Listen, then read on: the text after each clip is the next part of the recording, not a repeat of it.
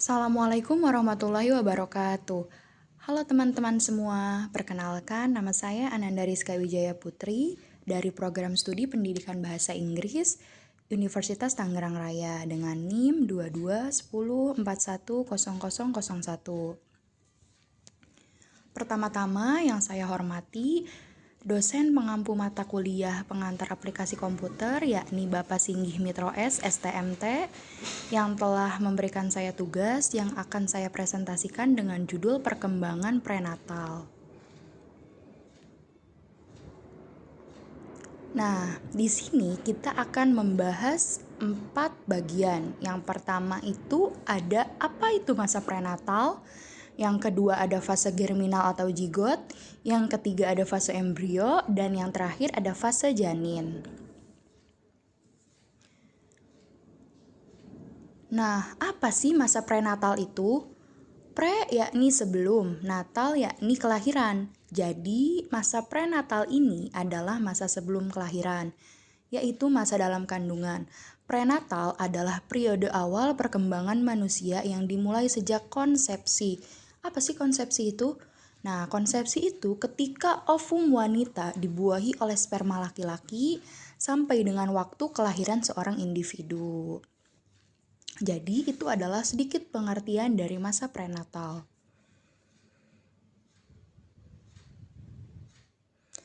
Nah, yang selanjutnya ini ada fase germinal atau zigot. Nah, mungkin teman-teman bisa melihat ilusi zigot pada gambar yang ada di sini. Nah, apa sih fase germinal atau zigot itu? Fase perkembangan prenatal yang terjadi 2 minggu pertama setelah proses pembuahan.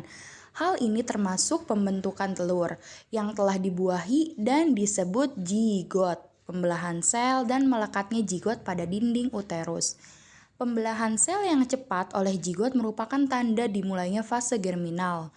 Pada fase ini, sekelompok sel yang disebut sebagai blasitosis terdiri dari inti sel yang kemudian berkembang menjadi embrio dan tropoplas, lapisan luar-luar sel yang akan mendukung dan menyuplai nutrisi pada embrio. Nah, teman-teman bisa lihat di sini nih ilusi gambaran fase germinal atau zigot.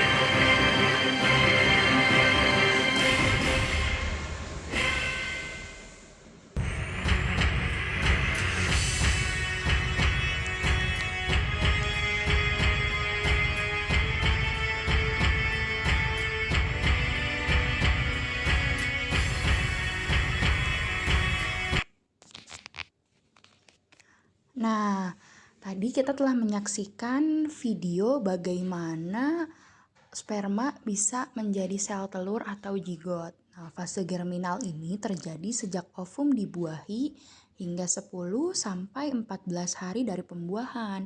Pada fase germinal terdapat 3 peristiwa, teman-teman. Apa itu? Yaitu pembentukan zigot, pembelahan sel pada zigot, dan implantasi. Nah, yang selanjutnya ini ada fase embrio. Apa sih fase embrio itu? Nah, sebelum memulai mungkin teman-teman bisa melihat ilusi gambar embrio pada gambar yang ada di slide ini ya. Nah, berlangsung sekitar 2-8 minggu setelah pembuahan, Sel-sel zigot mulai membelah dan membentuk embrio. Organ-organ dasar mulai terbentuk. Selama fase embrio, kecepatan dalam proses pembedaan sel semakin intensif. Sistem pendukung pada sel mulai terbentuk, dan organ tubuh pun mulai terlihat. Fase ini dimulai ketika blasitosis mulai melekat pada dinding uterus. Kumpulan sel ini kemudian dapat disebut sebagai embrio dan 3 lapisan pada sel.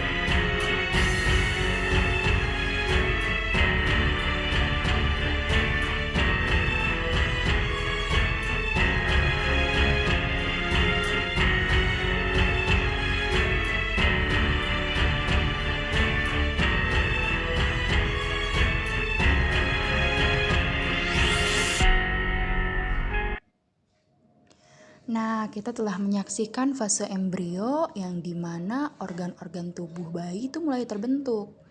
Nah, tahapan-tahapan perkembangan pada embrio ini sangat penting karena hal tersebut memiliki kaitan yang sangat erat dengan proses perkembangan kehamilan seseorang. Jadi, mengapa ibu-ibu hamil itu sering USG? Nah, itu untuk mengetahui apakah anaknya sehat, apakah organnya ada semua, gitu.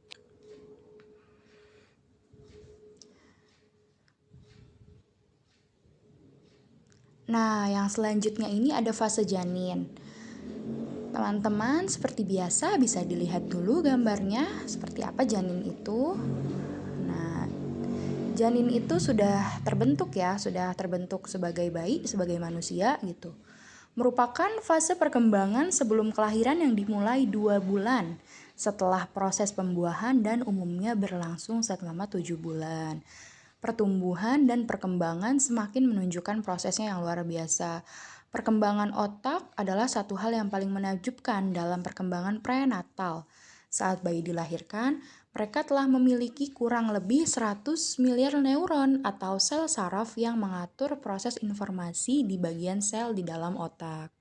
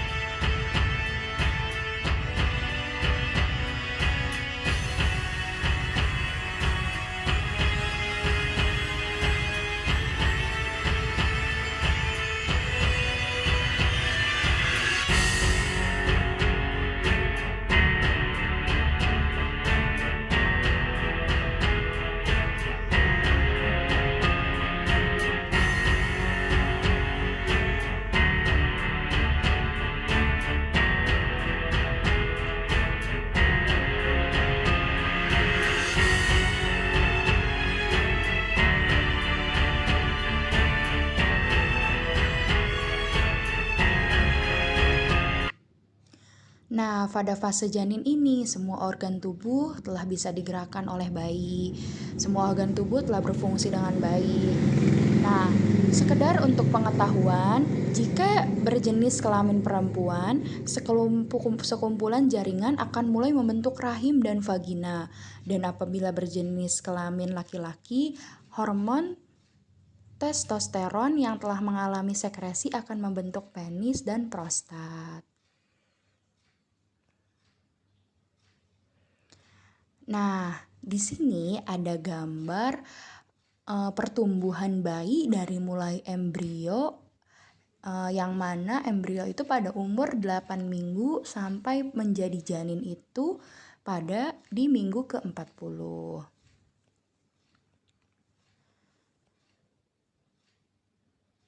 Dan yang terakhir di sini ada referensi penjelasan dan materi saya di sini serta link video lengkapnya di YouTube.